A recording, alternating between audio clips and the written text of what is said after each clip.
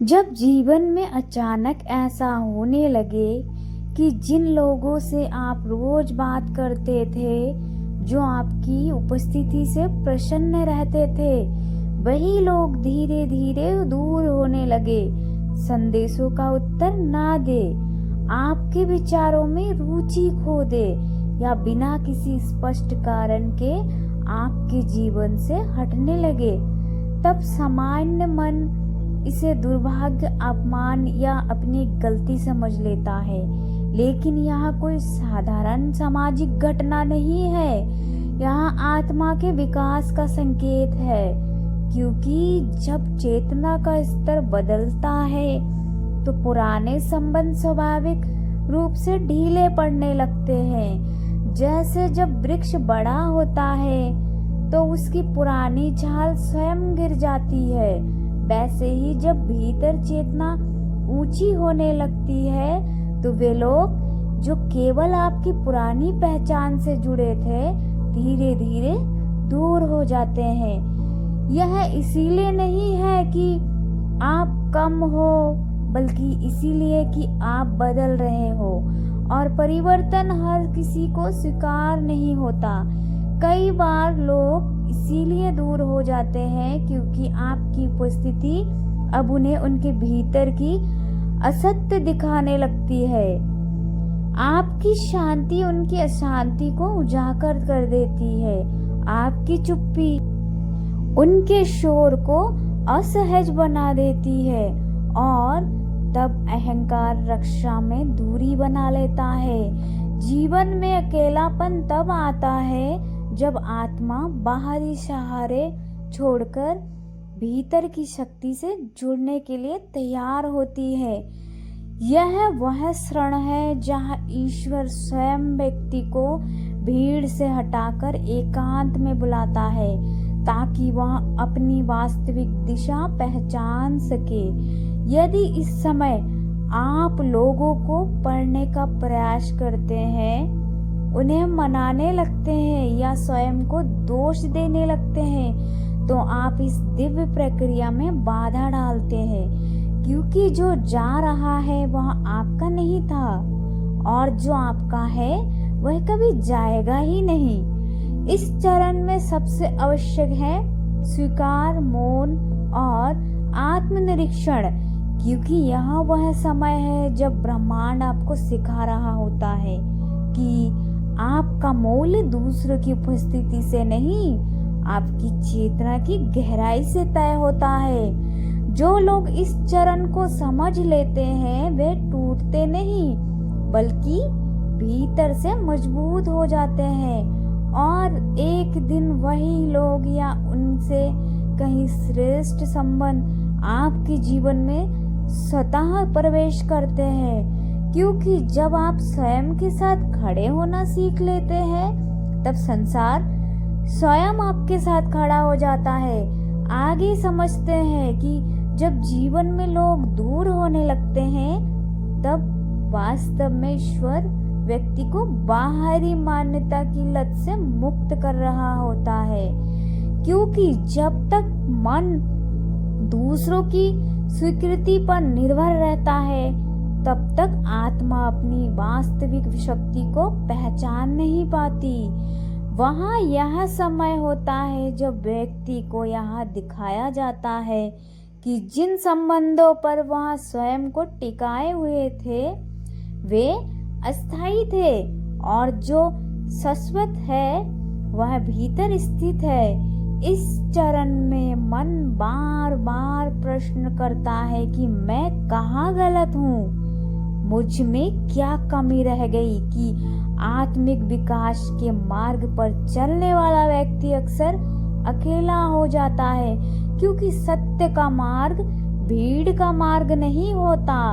यह दूरी इसीलिए आती है ताकि व्यक्ति पहली बार स्वयं की संगति को सहन करना सीखे।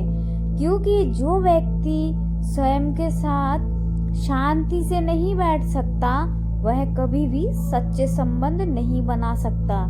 जब आप इस एकांत में स्वयं को सुधारने शांत करने और भीतर उतरने लगते हैं, तब आपको धीरे धीरे यह अनुभूति होने लगती है कि जो लोग गए थे आपको थका रहे थे, आपकी ऊर्जा खींच रहे थे और आपको आपकी वास्तविक दिशा में भटका रहे थे। इसीलिए ईश्वर कभी कभी प्रेम के रूप में नहीं बल्कि दूरी के रूप में भी कार्य करता है। यदि इस समय आप शिकायत छोड़कर स्वीकार कर लेते हैं, स्वीकार सीख लेते हैं, तो यही अकेलापन साधना बन जाता है और यही साधना आने वाले जीवन की नींव रखती है। क्योंकि इसके बाद जो भी व्यक्ति आपके जीवन में प्रवेश करता है वह आवश्यकता नहीं बल्कि चयन होता है और यही से जीवन की गुणवत्ता बदलनी शुरू होती है। जब जीवन आपको लोगों से खाली कर देता है तब वहां आपको स्वयं से भरने की तैयारी कर रहा होता है, क्योंकि वास्तविक परिवर्तन बाहरी परिस्थितियों से नहीं बल्कि आंतरिक दृष्टि के जागरण से आता है। इस चरण में व्यक्ति को यह अभ्यास करना चाहिए कि वहां अपने एकांत को शत्रु ना माने बल्कि उसे गुरु की तरह स्वीकार करे, क्योंकि यही वह समय है जब आत्मा बिना शोर के बोलती है। प्रतिदिन कुछ समय शांत रहकर सांस पर ध्यान देना, मन को स्थिर करना और ईश्वर को भीतर अनुभव करना इस खालीपन को व्यक्ति में बदल देता है। जब आप स्वयं को समझने लगते हैं, अपनी सीमाओं और क्षमताओं को पहचानते हैं, तब आपको यहाँ स्पष्ट होने लगता है कि अब आपको हर किसी की आवश्यकता नहीं है बल्कि सही संगति की आवश्यकता है। यही कारण है कि इस प्रक्रिया के बाद व्यक्ति के जीवन में ऐसे लोग आते हैं जो उसे खींचते नहीं बल्कि उठाते हैं और उसकी ऊर्जा लेते नहीं बल्कि बढ़ाते हैं। यदि आप इस परिवर्तन के समय धैर्य रखते हैं, शिकायत नहीं करते और आत्मिक अनुशासन अपनाते हैं, तो यह दूरी आपके जीवन की सबसे बड़ी कृपा सिद्ध होगी, क्योंकि इसके बाद आप संबंधों में नहीं उलझते बल्कि संबंधों का चयन करते हैं और यही चयन आपको भीड़ से अलग परंतु जीवन से गहराई से जुड़ा हुआ बनाता है।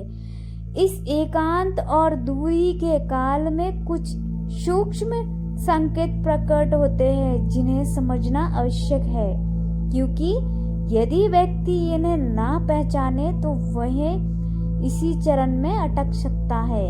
पहला संकेत यहाँ होता है कि मन बार बार पुराने लोगों की स्मृतियों में लौटने लगता है और व्यक्ति स्वयं को भावनात्मक रूप से कमजोर अनुभव करने लगता है। यही वह क्षण है जहां अधिकांश लोग गलती कर बैठते हैं और उन संबंधों को पुनः जीवित करने का प्रयास करते हैं जिनका समय समाप्त हो चुका होता है। दूसरा संकेत यह है कि व्यक्ति अपनी तुलना दूसरों से करने लगता है और यह सोचने लगता है कि सब आगे बढ़ गए हैं और मैं पीछे रह गया, जबकि वास्तविकता यहाँ होती है कि हर आत्मा की गति अलग होती है। इस समय सबसे बड़ी भूल जल्दबाजी में नए संबंध बनाना या भीड़ में स्वयं को खो देना, क्योंकि यहाँ एकांत स्थायी नहीं बल्कि संक्रमण काल होता है। यदि इस अवधि में व्यक्ति मौन, अनुशासन और आत्मनिरीक्षण बनाए रखता है तो धीरे धीरे भीतर एक स्थिरता जन्म लेती है जिनमें व्यक्ति को यहाँ स्पष्ट दिखाई देने लगता है कि अब उसे किसके साथ चलना है और किसे छोड़ देना है, और यही स्पष्टता आगे के जीवन को संघर्ष नहीं साधना बना देती है। तो दोस्तों, आज की वीडियो आपको कैसी लगे हमें कमेंट में ज़रूर बताइए। मिलते हैं अगली वीडियो में, तब तक के लिए अपना ख्याल रखें। कमेंट में लिखें I am smart, I am blessed, I can do anything. Thank you, universe. Om.